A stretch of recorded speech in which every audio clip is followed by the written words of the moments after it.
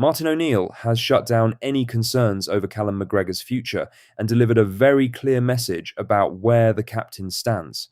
We have also got the latest on Landon Emanalo and whether he can still make it into the Champions League squad, a fee agreed in principle for a goalkeeper from England, and a fitness update on Mika Bauer and Haissem Hassan ahead of the Dundee United Cup tie tonight. Let's get into it. But first, make sure you like this video and subscribe to the channel for more Celtic content. Martin O'Neill has put any questions about Callum McGregor's future at Celtic to rest this afternoon, speaking openly about the captain's position and making clear there is no issue between the player and the club. The topic had been circulating because of reported comments suggesting McGregor had concerns about whether Celtic were matching his ambitions in terms of the quality of player being brought in. O'Neill dismissed that framing entirely and made clear he does not believe that is who his captain is. Speaking on Celtic player, O'Neill said, "I've said this before about clubs matching players' ambitions. I said this to Brian Clough a way back. Did the club match my ambitions? And he left me out for 4 months. So I don't think that Callum would ever have said that, to tell you the truth. And if he did, I would have found it a bit strange. He's not that type of lad." O'Neill's read on the situation is that McGregor simply wanted clarity on his own standing at the club, not leverage or demands. He added, "I think he wanted to know where the club stood with him as much as anything else, and I think that's been well and truly cleared up." The praise that followed was glowing. O'Neill described McGregor as super throughout last season, highlighted his deep knowledge of the club and its culture, and compared his influence to the kind of senior players who shaped successful periods during his first spell in charge. He then ended the topic with 3 simple words about McGregor's current state of mind. Really no, he's really happy. At 33, McGregor remains central to everything Celtic do on and off the pitch. This story is closed. Now for the main story, as Celtic have missed UEFA's initial Champions League registration deadline for left-back target Landon Emanalo, but a route still exists for the Chelsea youngster to feature against Lask next week. Emanalo visited Lennox Town on Wednesday as talks between the two clubs continued, and the interest from Celtic's end remains genuine and strong.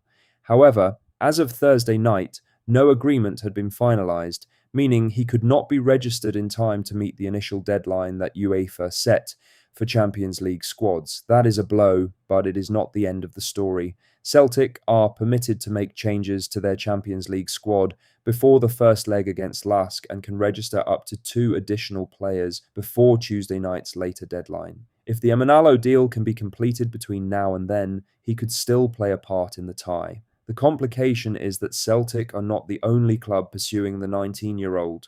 Strong interest from elsewhere has added competition to the situation and made it more difficult for Celtic to get a deal over the line quickly. That external pressure is understood to be a factor in why the initial deadline was missed. What is clear is that O'Neill wants a left-back and Emanalo remains the primary target.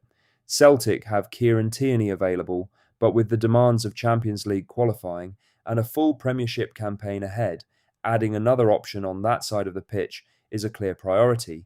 The next 72 hours will be critical. In other news, Celtic have made significant progress in their pursuit of Blackburn Rovers goalkeeper Balázs Toth, with reports today suggesting a fee of around £4 million has been agreed in principle and that personal terms with the player are already settled. The 25-year-old Hungarian international has emerged as one of Celtic's more advanced goalkeeping targets as the club continues to look for competition and cover behind Viliemi Sinisalo. Blackburn are understood to have been involved in several rounds of discussions, with their sporting director Rudi Gestede taking part in the talks. With the broad financial framework now known and personal terms believed to be agreed, the key remaining step is Celtic submitting a formal offer to trigger the final stage of the process. That has not yet happened, which means the deal is not done, but the direction of travel is clear, and Blackburn are already understood to have begun identifying potential replacements should Toth depart Ewood Park. A detail worth noting, Toth is still expected to start for Blackburn against Wolves tonight.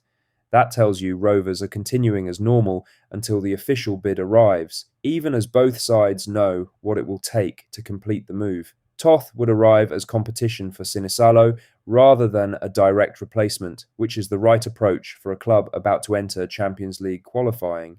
Having two reliable options between the posts is the minimum requirement at that level. If Celtic pull the trigger with a formal offer in the coming days, this transfer looks well placed to get done before the window closes. In other news, Martin O'Neill has given the first real indication of when Mika Bauer and Haissem Hassan could make their Celtic debuts, with Bauer the more likely of the two to feature in tonight's Premier Sports Cup tie against Dundee United at Tannadice. Both new signings will travel with the squad to Dundee, but O'Neill confirmed that Bauer is significantly further ahead in terms of fitness and readiness. The German midfielder completed a full pre-season with Paderborn before making the move to Glasgow, which means he arrives with match sharpness and a solid base of fitness work already done. O'Neill was direct about the difference between the two situations. He said, "Yeah, they're coming with us. Mika's definitely ahead of Haissem, in the sense that he has played football. Hassan's position is more delicate. After representing Egypt at the World Cup in America this summer, he took a holiday period before returning to training. Crucially, that return involved individual sessions with a personal trainer rather than full team training with Real Oviedo before his move to Celtic was completed." O'Neill explained the situation carefully, saying, "After the World Cup was over, Haissem took a bit of a holiday. He's come back but didn't really train with Oviedo and trained on his own with a trainer. It's a totally different thing, really. So this is the first time that he's really joined in, a couple of days. We'll see how he is." Taking his fitness, or not full fitness, into consideration. Hassan is not ruled out of featuring tonight.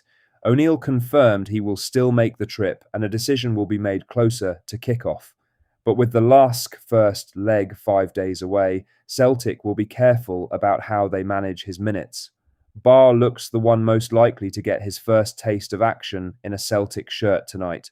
Lastly, the exact details of the Arne Engels transfer fee to West Ham United have been clarified today, with journalist Alan Nixon reporting that the initial fee Celtic will receive is actually £25 million, not the £22 million figure that circulated when the deal was first reported last night. Sky Sports had originally put the fee at £22 million, and that number spread quickly across social media.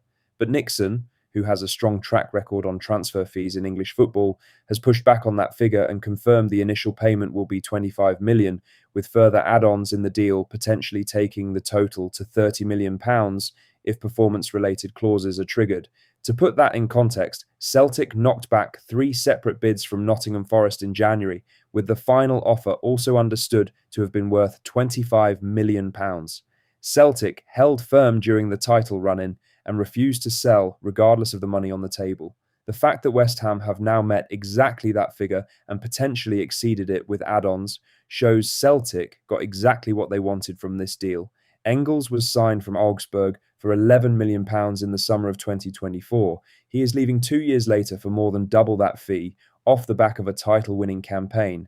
That is excellent business by any measure. The focus now switches entirely to recruitment. Celtic have until Tuesday night to register an Engels replacement in the Champions League squad. The window and the clock are running. Time for the next chapter to begin. That's all the latest Celtic news for today. Make sure to hit that like button, subscribe if you haven't already, and drop a comment below with your thoughts. I'll see you in the next one. Hail, hail.